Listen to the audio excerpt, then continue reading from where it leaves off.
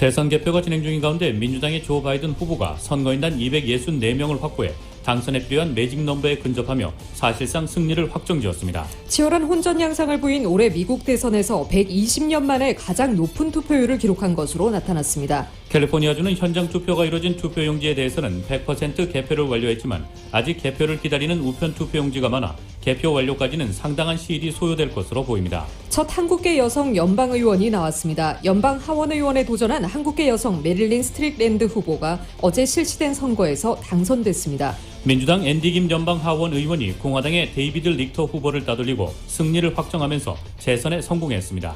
연방 하원의원에 도전한 공화당 소속 미셸 박스틸 후보와 영김 후보는 근소한 차이로 1위를 달리며 박빙 승부를 펼치고 있습니다. 가주 상원 37지구에 도전한 민주당의 데이브 민 후보가 현재 개표 결과 당선이 유력합니다. 우버와 리프트 등 공유 차량 서비스의 운전사들을 직원이 아닌 독립계약자로 분류해 대우하자는 내용을 담고 있는 주민 발의안 22가 통과됐습니다. 캘리포니아주에서 소수계 우대 정책을 부활시키자는 내용을 담고 있는 주민 발의안 16은 부결됐습니다. 트럼프 대통령을 지지하는 극우단체 대표와 회원들이 워싱턴 DC 백악관 인근 거리에서 칼에 찔려 크게 다치는 사건이 발생했습니다. 대선 결과에 불복하는 소요 사태 발생에 대비해 LA 해병 전우회가 타운 내 비즈니스 업소와 주민들의 안전을 위해 순찰에 나서기로 했습니다. 뉴욕 증시에서 주요 지수는 미국 대선 결과에 촉각을 곤두세운 가운데 주요 기술기업 주가가 큰 폭 오르며 상승으로 마감했습니다. LA 지역 내일 약간 구름 끼겠습니다. LA 지역의 내일 낮 최고 기온 92도, 밤 최저 기온 61도입니다. 이상은 이 시간 주요 뉴스입니다. 이 시간 주요 뉴스는 한국행 특가, 건강검진 패키지, 안심여행 상품 추천에 항공권과 에어팟 추첨 기회까지 드리는 아시아나 항공 제공입니다. 애청자 여러분 안녕하십니까? 조희정입니다. 안녕하십니까? 이균우입니다. 2020년 11월 4일 수요일 라디오 서울 이브닝 뉴스 1부입니다.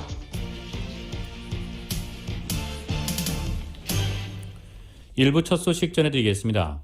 조 바이든 민주당 대선 후보의 승리의 길이 가까워지고 있습니다. 이 초중반 열세했던 미시간주와 위스콘신주에서 막판 대역전극을 연출하면서 선거인단 매직 넘버 270고지를 눈앞에 둔 것입니다.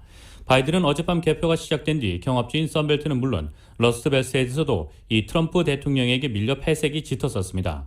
하지만 미시간과 위스콘신에서 우편 투표함이 개봉된 오늘 아침부터 무서운 기세로 따라붙더니 각각 1.2%포인트, 0.6%포인트 차로 신승을 거두며 기사 회생했습니다. 이 주법에 따라 현장 투표에 이어 우편 투표를 개폐했고 여기엔 바이든 지지층이 많았습니다. 이러면서 두 주를 이기면서 이 바이든은 26명의 선거인단을 가져갔습니다. 이 AFP 통신과 트럼프 대통령에게 우호적인 팍스뉴스는 한 발짝 더 나아가 애리조나에서 바이든이 승리한 것으로 보고 그가 선거인단 264명을 확보했다고 발표했습니다. 이 집계대로라면 바이든은 6명만 더 확보하면 차기 미국 대통령 자리에 오르게 됩니다. 이 남아있는 주 가운데 바이든이 6명 이상의 선거인단을 가져올 수 있는 지역은 네바다가 가장 유력합니다. 마침 딱 6명의 선거인단이 걸려있어 270명을 채울 수 있습니다. 민주당 조 바이든 대선 후보가 11월 3일 대선의 승부처인 주요 경합주에서 승리하며 선거인단 확보 경쟁에서 도널드 트럼프 대통령보다 더 유리한 위치에 섰습니다. 그러나 트럼프 대통령이 우편 투표를 문제 삼으며 일부 핵심 경합주의 재검표와 개표 중단 소송을 제기한 상태라 바이든 후보가 당선에 필요한 선거인단을 확보하더라도 최종 확정까지는 시간이 걸릴 것으로 보입니다. 바이든 후보는 전체 선거인단 538명 중 대통령 당선에 필요한 과반인 270명에 6명 모자라는 264명을 확보했습니다.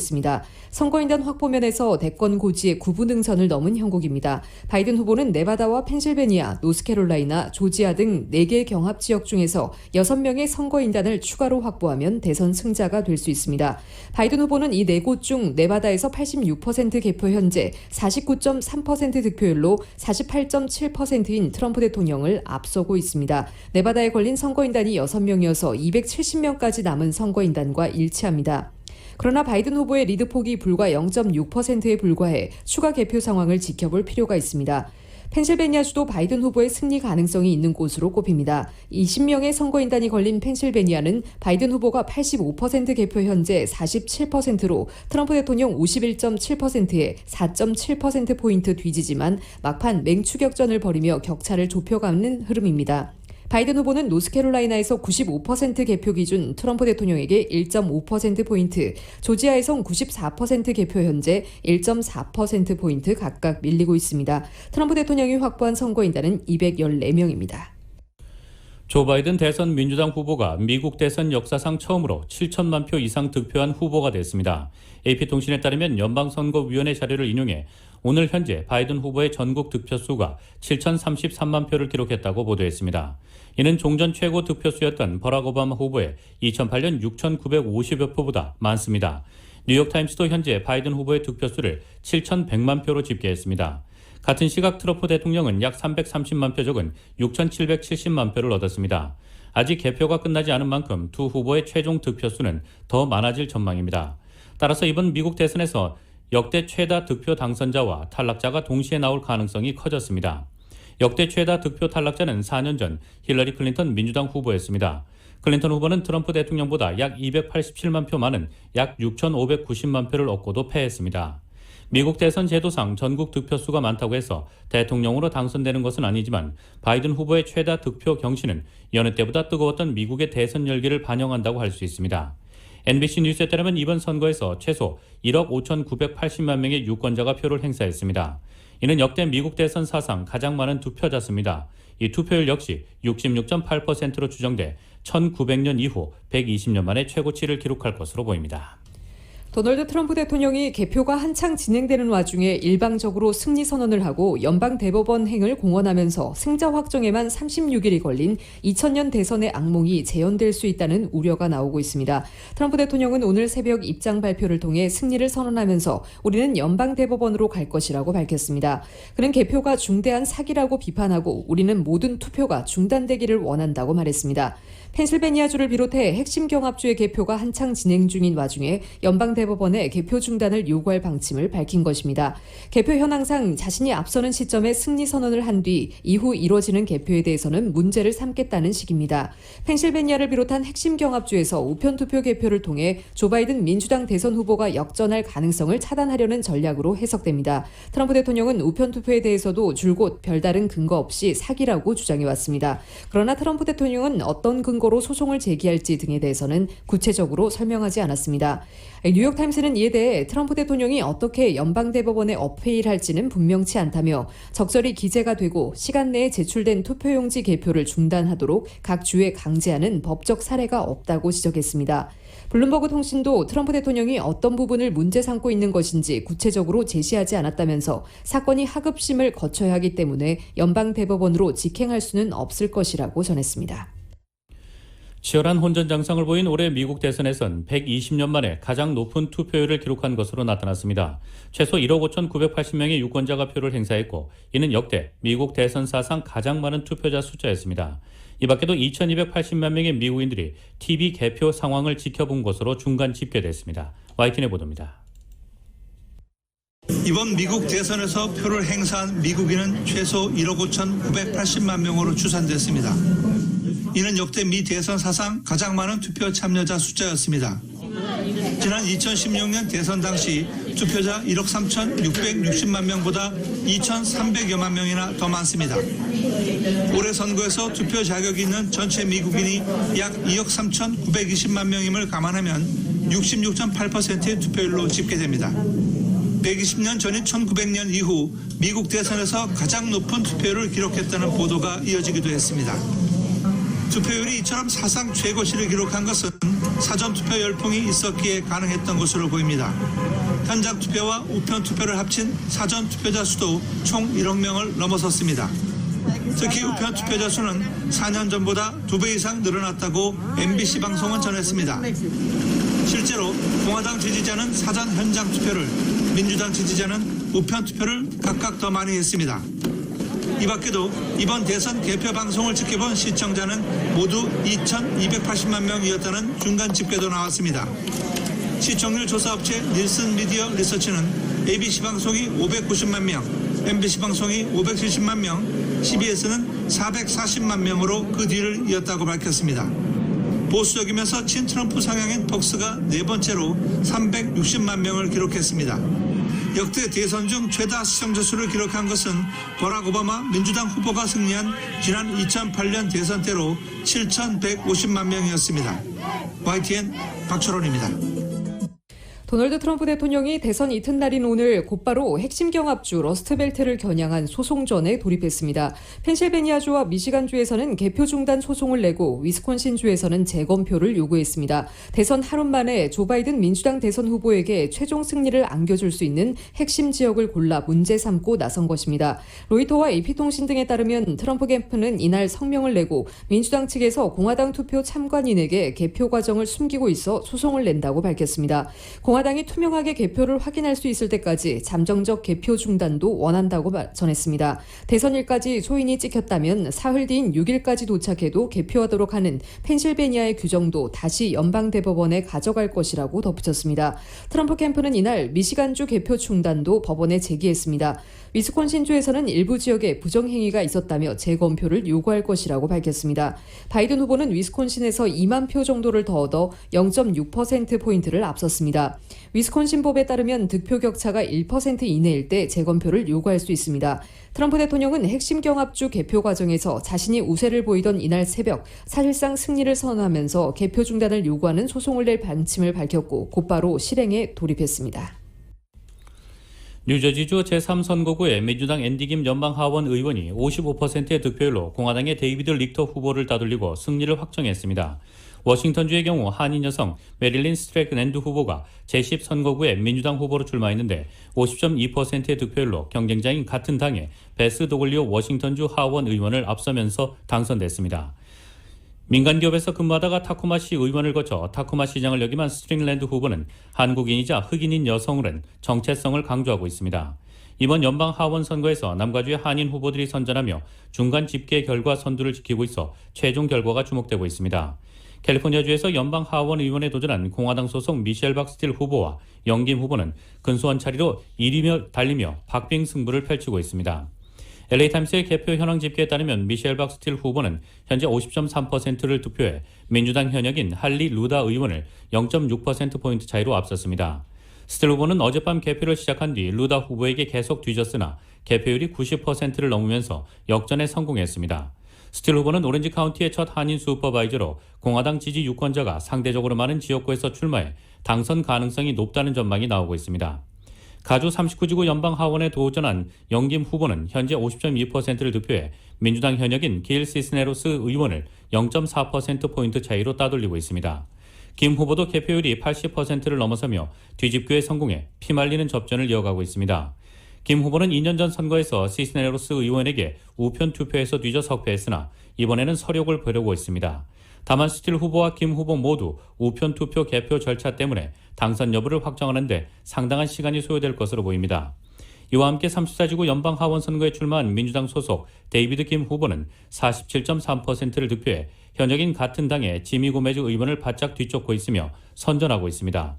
진보 성향의 김 후보는 LA 카운티 검찰청에서 근무하다 변호사로 개업했으며 민주당의 아시안계 대선 경선 주자였던 앤드루 양의 공식 지지를 받고 현역 의원의 도전장을 내밀었습니다. 가주 하원 68지구에서 3선에 도전하는 공화당의 최석호 의원은 지지율 52%로 상대 민주당 후보를 역시 4% 차이로 따돌리며 당선이 유력합니다. 재선에 도전한 LA시 4지구 데이빌 류시 의원은 47.62%로 52.38% 지지를 얻은 상대 후보 니디아 라만에 4% 뒤처지고 있습니다.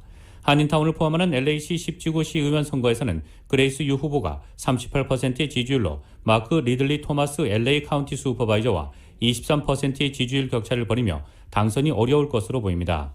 LA 카운티 슈퍼바이저 2지구에서는 홀리 미첼 가주 상원 의원이 60.86%의 지지율로 상대 후보 허브 웨슨 시 의원을 20%의 큰 지지율 격차로 따돌리며 당선이 확정적입니다. 캘리포니아주는 현장 투표가 이루어진 투표용지에 대해서는 100% 개표를 완료했지만 아직 개표를 기다리는 우편 투표 용지가 많아 개표 완료까지는 상당한 시일이 소요될 것으로 보입니다. 가주는 일단 선거일까지의 소인이 찍힌 우편 투표에 대해서는 선거일 후 17일까지 개표한다고 밝혔습니다. 오렌지 카운티의 경우 현재 개표가 이루어지지 않은 우편 투표 용지가 21만 2천 개가 있으며 앞으로 얼마나 많은 우편 투표 용지들이 도착할지 모르는 상황이라 실제 개표가 이루어지지 않은 우편 투표 규모는 정확히 알 수 없습니다. 이 트럼프 대통령이 대선 이튿날인 오늘 조 바이든 민주당 후보가 승리한 것으로 예측되는 미시간주와 관련해 비밀리에 표가 벌어졌다면서 자신의 차지라고 주장했습니다. 트럼프는 경합주인 펜실베니아와 조지아, 노스캐롤라이나주에서도 크게 우세하다며 같은 입장을 밝혔습니다.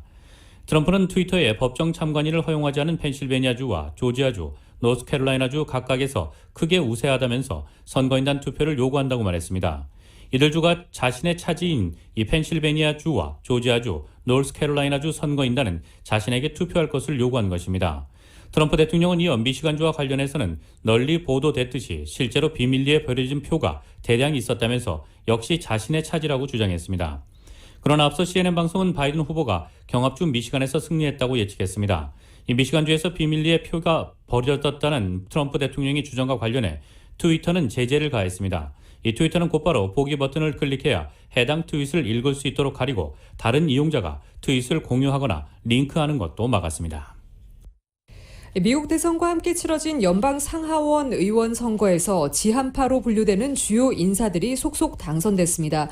미국 의회의 대표적인 지한파로 꼽히는 아미 베라 하원 의원은 캘리포니아주 제7선거구에서 개표율 59%를 기록 중인 가운데 61%의 득표율로 39%에 그친 버즈 패터슨 공화당 후보에 크게 앞섰습니다. AP와 CNN 방송 등은 베라 의원의 당선이 확정됐다고 판단했습니다. 베라 의원은 하원 동아태 소위원회 위원장, 의회 한국연구 모임 회장, 지한파 의원 모임인 코리아 코커스의 공동의장을 각각 맡고 있습니다. 코리아 코커스의 공동의장인 제럴드 코널리 하원 의원은 버지니아주 11선거구에서 71.7%의 압도적인 득표율로 여유 있게 승리했습니다. 역시 코리아 코커스 공동의장 중 한 명인 공화당의 마이크 켈리 하원 의원도 펜실베니아주 16선거구에서 76% 개표 현재 66.5%의 당선을 확정한 상태입니다. 켈리 의원은 GSGK 지도부에도 이름을 올리고 있습니다.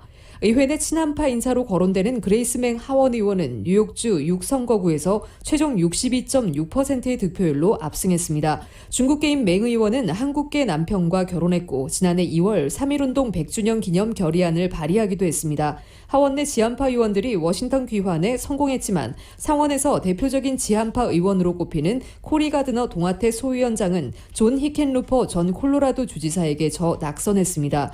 대북 강경론자인 가드너 위원장은 한국에서 정치인들이 방미할 때 단골로 만나는 인사로 신종 코로나 바이러스 감염증 대유행을 맞아 지역구인 콜로라도에 한국산 진단검사 키트를 대규모 공수하는 데 앞장서기도 했습니다. 미국에서 첫 한국계 여성 연방 의원이 나왔습니다. 연방 하원 의원에 도전한 한국계 여성 메릴린 스트릭랜드 후보가 어제 실시된 선거에서 당선됐습니다. 스트릭랜드 후보는 워싱턴주 제10선거구에 민주당으로 출마해 프라이머리에서 2위를 하며 본선에 진출한 같은 당의 베스 도글리오 워싱턴주 하원 의원을 물리치고 승리했습니다. 그는 중간 집계 결과 58.3%의 표를 얻어 41.7%에 그친 도글리오 의원을 눌렀습니다. 이 선거구는 공화당의 데니 핵 전 하원 의원이 워싱턴주 부지사에 출마하기 위해 사퇴하면서 공석으로 남아 있었습니다. 이번 승리로 스트릭랜드 당선인은 연방 하원의 첫 한국계 여성 의원이자 워싱턴주의 첫 흑인 하원 의원이 됐습니다. 또 김창준 전 하원 의원, 이번에 재선에 성공한 앤디 김 하원 의원에 이어 하원 의원에 뽑힌 세 번째 한국계 미국인이 됐습니다. 스트릭랜드 당선인은 한국인 어머니 김인미 씨와 미국인 흑인 아버지인 윌리 스트릭랜드 사이에서 1962년 9월 서울에서 태어났습니다. 이 1살 때 아버지가 버지니아주의 포트리 기지로 배치되면서 미국으로 건너온 스트릭랜드 당선인은 마운트 타코마 고교를 졸업한 뒤 워싱턴 대학에서 경영학을, 클라크 애틀랜타 대학에서 경영학 석사를 전공했습니다. 타코마 시장으로는 첫 동양계였으며 이 흑인 여성으로서 타코마 시장에 당선된 것도 처음이었습니다. 시장직을 마친 뒤에는 시애틀 메트로폴리탄 상공회의소 회장을 맡기도 했습니다. 흑인 목숨도 소중하다는 구호 아래 인종차별 반대 시위를 이끌었던 흑인 여성 활동가가 미국 연방의회에 입성해 성공했습니다. 진보 성향의 민주당 코리 부시 후보가 미주리주 제1선거구에서 앤서니 로저스 공화당 후보를 누르고 승리했습니다. 이로써 부시는 미주리주의 첫 흑인 여성 하원 의원이 됐습니다. 부시는 지난 8월 민주당 당내 경선에서 10선의 흑인 거물 정치인 윌리엄 레이시 클레이 의원을 누르고 승리해 파란을 일으킨 바 있습니다. 그는 또 올해 흑인 남성 조지 플로이드 사망 사건 이후 미국 전역에서 흑인 목숨도 소중하다 운동이 전개되자 핵심 지도부로서 인종차별 반대 시위를 이끈 바 있습니다.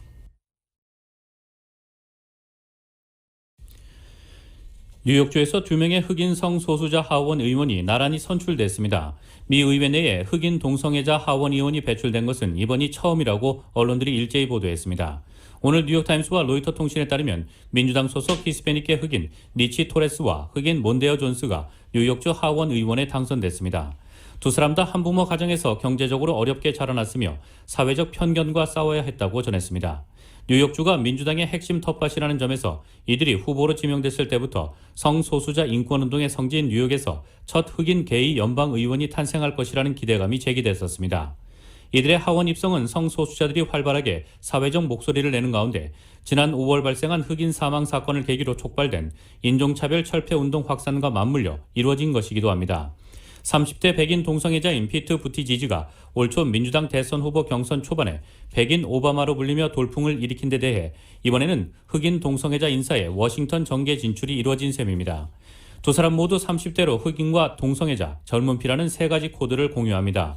특히 존스 당선인은 부유한 백인들이 사는 지역으로 알려진 뉴욕시티 교외의 북부와 로클랜드 카운티 등이 합쳐진 지역구에서 선출됐습니다.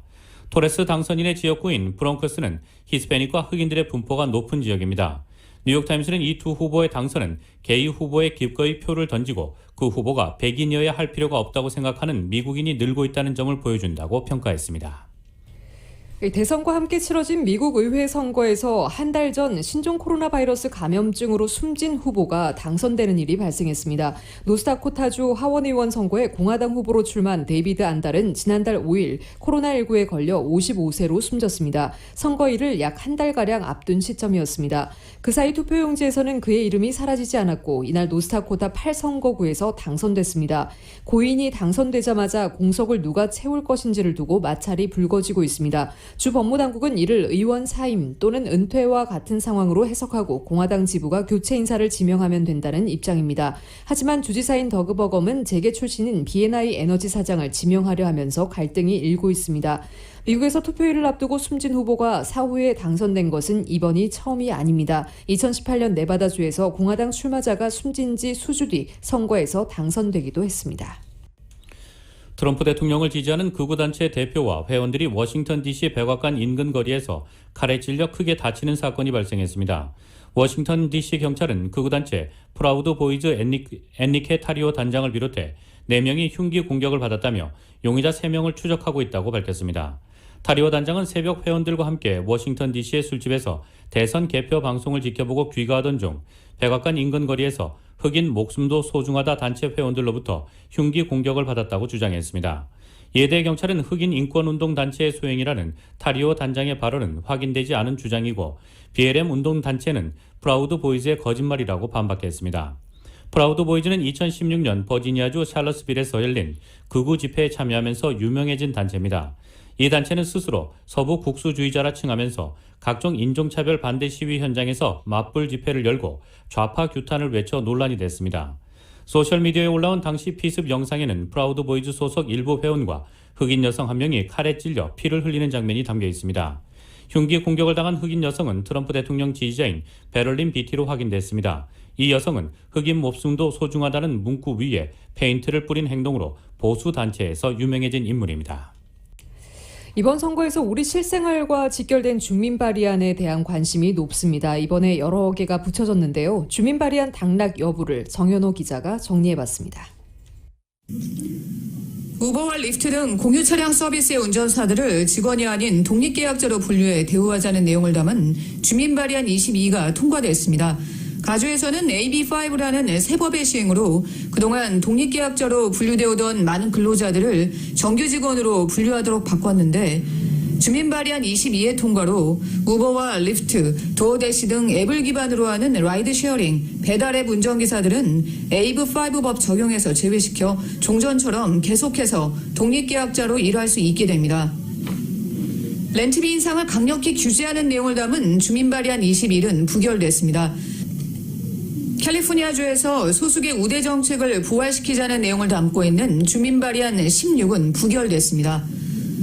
재산세 공제 여부를 개정하는 내용을 담은 주민 발의안 19는 현재까지 개표 결과 찬성 51.6%, 반대 48.4%입니다.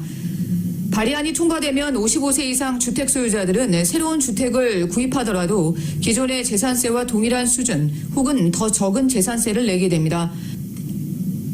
주거용 부동산에 대한 세금은 그대로 두고 상업용 부동산에 대한 세금을 인상해 고갈된 학교와 지역사회 예산으로 사용하자는 내용을 담은 발의안 15는 현재까지 개표 결과 찬성 48.3%, 반대 51.7%로 좀 더 개표 결과를 지켜봐야 합니다. 이 발의안은 상업용 부동산 재산세 과세 기준을 구매가가 아닌 현 시가를 기준으로 변경하는 것으로 가주에서는 비즈니스 업주들의 부담을 높이게 됩니다. 줄기세포 연구를 위해서 55억 달러의 일반 의무 채권 발행을 승인하는 내용을 담은 주민 발의안 14는 현재까지 찬성 51.1%, 반대 48.9%로 개표 결과를 좀 더 지켜봐야 합니다. 재산범죄 처벌을 강화하고 가석방 기회도 제한하자는 주민 발의안 20은 부결됐습니다. 가석방된 사람들에게 투표권을 허용하자는 발의안 17은 통과됐습니다. 현금 보석금 제도를 종식시키는 내용의 주민 발의안 25는 부결됐습니다. 선거가 있는 11월에 만 18세가 되는 현 17세 주민들에게 3월 예비선거 때부터 유권자 등록을 하고 11월 본선에 투표할 수 있도록 하자는 주민 발의안 18은 현재까지 찬성 44.9%, 반대 55.1%의 개표 결과를 보이고 있습니다. 신장 투석 클리닉의 규칙을 개정하는 주민 발의안 23은 부결됐습니다. 기업들이 소비자의 개인정보를 공유하는 것을 제한하는 소비자 정보 보호 규정을 담고 있는 발의안 24는 통과됐습니다. 라디오 서울 뉴스 정현호입니다. LA 한인회 선거 후보 등록을 위한 서류 배부가 오늘부터 6일까지 진행되고 있는 가운데 첫날인 오늘 조갑재 LA 축제재단 회장과 제임스한 LA 한인회 이사가 후보 등록 서류를 수령했습니다. 후보 등록 서류는 내일도 오전 10시부터 오후 3시까지 배부가 이루어집니다. 대선 결과에 불복하는 소요 사태 발생에 대비해 LA 해병 전우회가 타운 내 비즈니스 업소와 주민들의 안전을 위해 순찰에 나서기로 했습니다. 이은 기자가 보도합니다. 11월 3월 대선에서 초접전으로 전국이 대선 이후에도 상당 기간 혼돈에 빠져들 것으로 우려되면서 대선 결과에 불복하는 소요 사태가 이곳 LA에서 발생할지도 모른다는 우려가 높아지면서 LA 한인회가 해병 전우회와 함께 만일의 소요 사태 발생 시 즉각 타운 주민들과 비즈니스 업소들을 보호하기 위해 순찰을 강화하는 등 발빠른 대응에 나섰습니다. 4일 LA 한인회가 줌으로 개최한 비상대책위원회 모임에서 로라 전 LA 한인회장은 대선 결과로 소요 사태가 발생할 가능성이 높아지면서 LA 경찰국에 협조를 요청했으며 경찰국은 당초 대선 전날인 지난 월요일에 시작해 이튿날인 4일까지로 예정된 순찰력 증원을 이번 주말 동안에도 이어가기로 했다고 밝혔습니다. 로라 전 LA 한인회장입니다. 월화수는 엑스트라 페트롤, 유니폼 입은 모든 분들, 모든 경찰관들을 다 시내에 보내서 엑스트라 페트롤을 돌게 하고 그리고 지금 우리가 겪고 있는 상황이지만은 선거의 결과가 수요일 날 나오는 게 아니기 때문에 화요일 밤에 나오는 것이 아니기 때문에 주말에 또한 순찰을 강화를 하겠다고 했었습니다.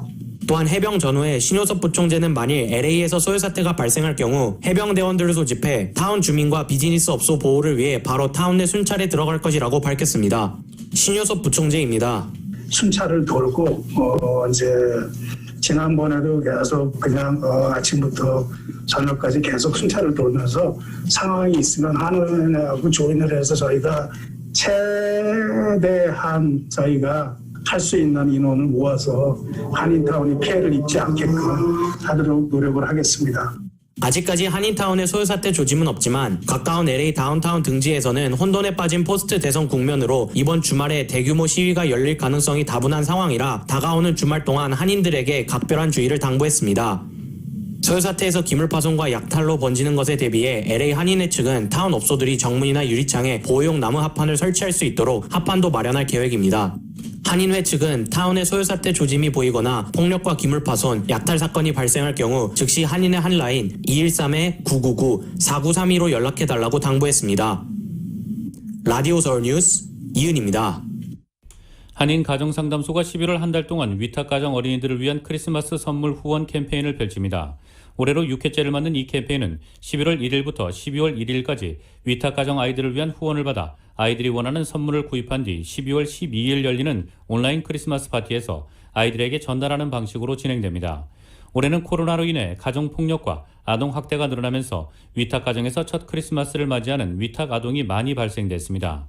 캐터린 염 소장은 코로나의 어려운 상황 속에서도 꿈을 잃지 않는 위탁가정 아이들에게 산타클로스가 되어주길 바란다고 밝혔습니다.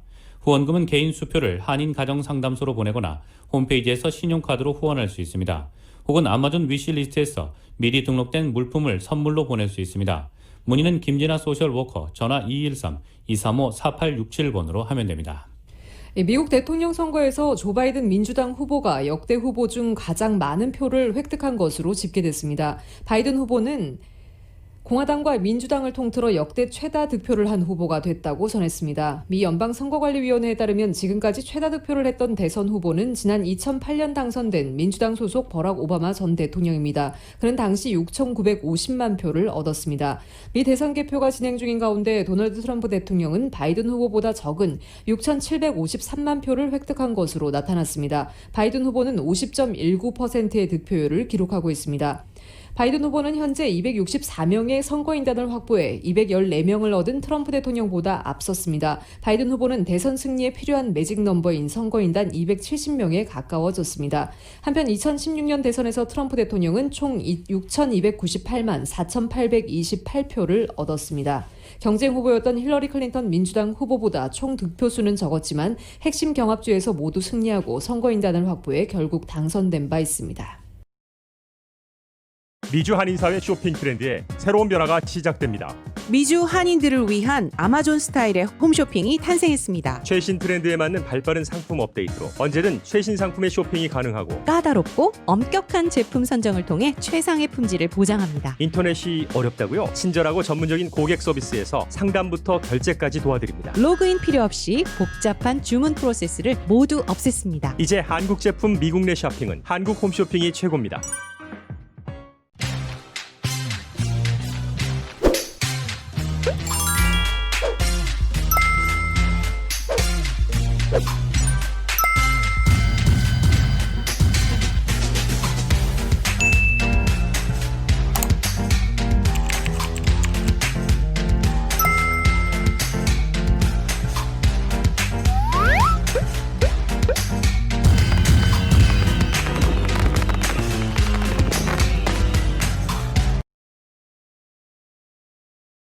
한국 소식 전해드리겠습니다. 청와대 국정감사에서 민주당의 보궐선거 후보 공천 결정에 대한 공방이 이어졌습니다. 국민의힘에선 문 대통령이 만든 당원을 고친 만큼 침묵해서는 안 된다고 몰아세웠는데 민주당에선 정당 감사가 아닌 청와대 감사라며 응수했습니다. 일주일이나 연기된 국정감사치고는 국정 주요 현안에 대한 질의는 부족해 보였습니다. YTN의 보도입니다. 청와대 국정감사장인데 공방은 예상치 못한 데서 시작됐습니다. 국민의힘이 민주당의 서울, 부산시장 보궐선거 후보 공천 결정을 거론하며 문 대통령이 침묵해선 안 된다고 지적했습니다. 민주당 대표 시절 만든 당헌을 이번에 고친 만큼 정치적 책임이 있다는 겁니다. 그토록 자랑했던 이 혁신안이 이번에 이낙연 신임 당대표에 의해서 하루아침에 폐기됐습니다. 이런데도 지금 대통령이나 문 대통령이나 또 조국 전 장관은 웬일인지 침묵하고 있습니다. 여당에서 민주당이 아니라 청와대 감사라며 응수하자 국감장은 순간 아수라장으로 변했습니다. 민주당을 국정감사하는 거예요? 청와대를 감사하는 거예요? 실장님 답변하시기 아닙니다. 지금 민주당을 감사합니까? 질문 같은 질문을 청와대 감사를 하세요. 청와대 감사를. 노영민 대통령 비서실장이 정당 내부나 선거 관련 사안에 대해 대통령이 입장을 밝힌 적이 없다고 말했지만 공방은 더욱 격화됐습니다. 또다시 선택적 침묵을 하십니다.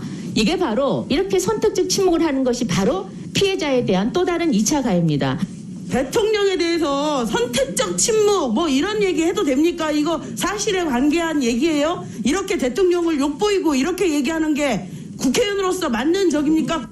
최근 대선 후보 여론조사에서 급상승한 윤석열 검찰총장도 거론됐습니다. 국민의힘은 윤 총장의 지지율 상승 자체를 현 정부가 아파야 할 부분이라고 지적했는데 노영민 실장은 누구보다 윤 총장이 곤혹스러울 것이라며 화살을 돌렸습니다. 이 정권으로부터 핍박을 받고 제대로 하려는 것 때문에 이 정권에 대한 실망의 반사적인 효과로 윤석열 지지가 상당히 높다고 보거든요. 현직 검찰총장이 야권의 대선 후보로 거론되는 상황, 이 상황 자체가 아마 윤 총장 본인 스스로도 아주 곤혹스럽고 민망할 것 같다, 이런 생각은 가지고 있습니다.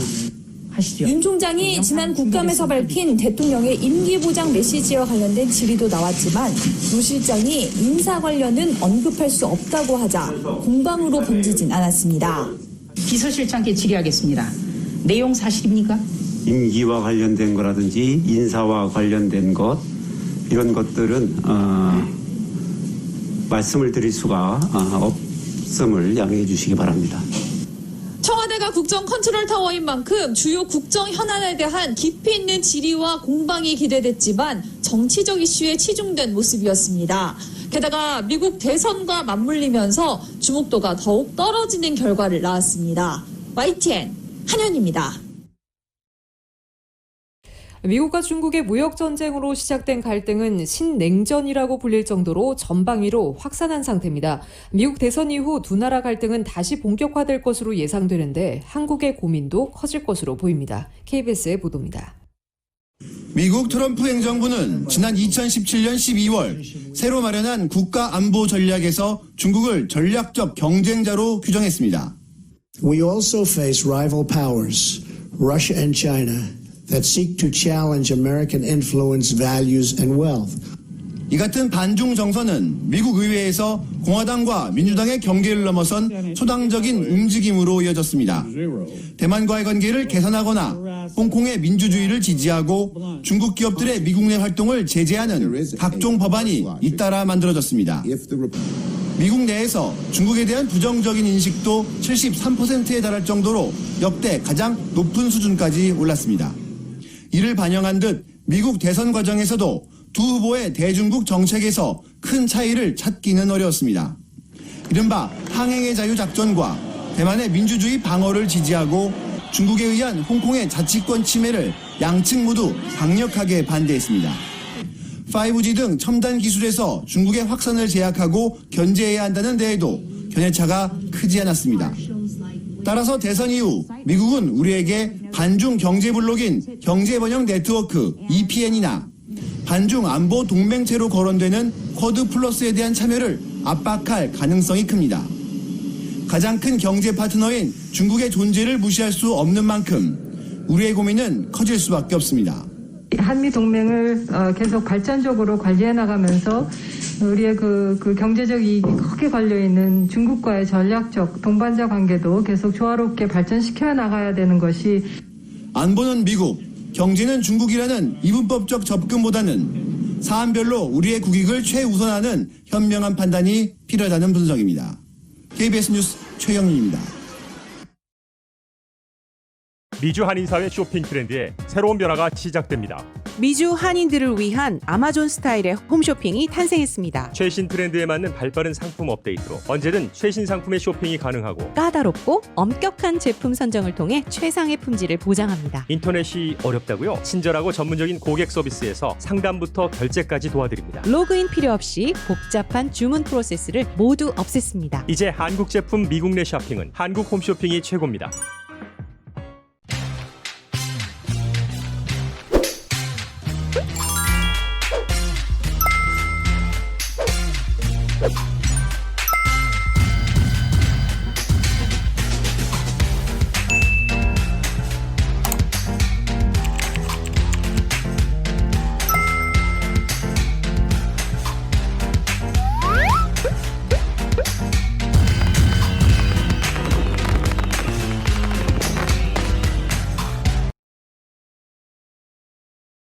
뉴욕 증시에서 주요 지수는 미국 대선 결과에 촉각을 곤두세운 가운데 주요 기술기업 주가가 큰 폭 오르며 상승했습니다.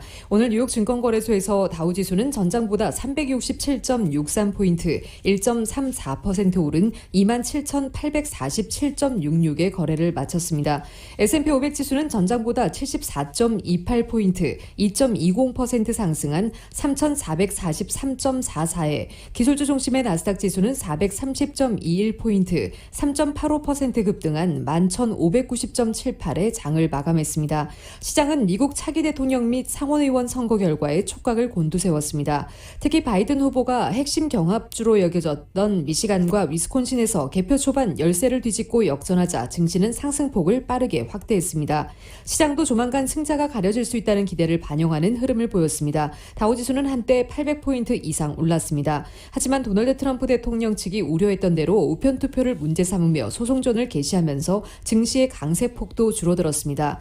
이날 증시에서는 민주당 석권 시 우려됐던 공격적인 증세도 어려워질 것이라는 점도 부각되는 양상입니다. 특히 주요 기술 기업들 주가는 의회가 분절된 상태를 유지할 것이라는 예상으로 큰 폭 올랐습니다. 이 밖에 대선과 함께 실시된 캘리포니아주의 주민투표에서 우버와 리프트 등의 운전기사를 근로자가 아닌 독립사업자로 분류할 수 있도록 한 법안을 통과시킨 점도 해당 기업들의 긍정적인 영향을 미쳤습니다. 업종별로는 커뮤니케이션이 4.25% 급등했고 기술주도 3.83% 오르며 장을 이끌었습니다. 뉴욕 증시 전문가들은 바이든 후보의 승리 가능성이 제기되는 점이 시장에 긍정적으로 작용하고 있다면서도 의회 구성에 대해서는 우려를 표했습니다.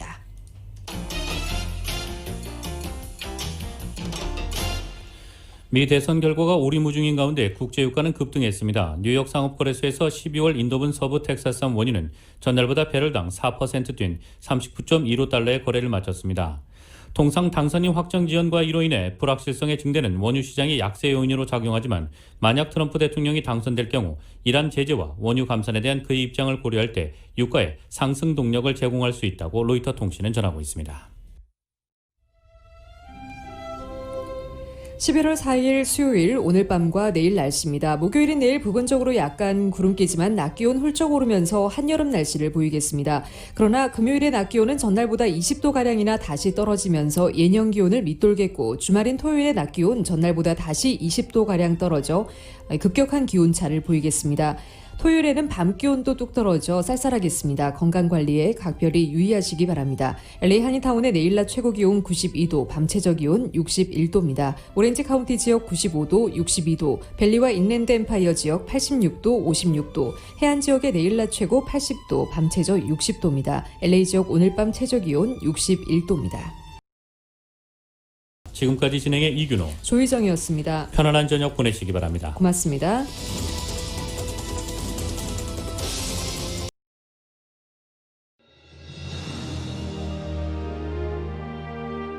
한인 커뮤니티의 소중한 친구이자 생활의 동반자 라디오 소울이 개국 28주년을 맞았습니다.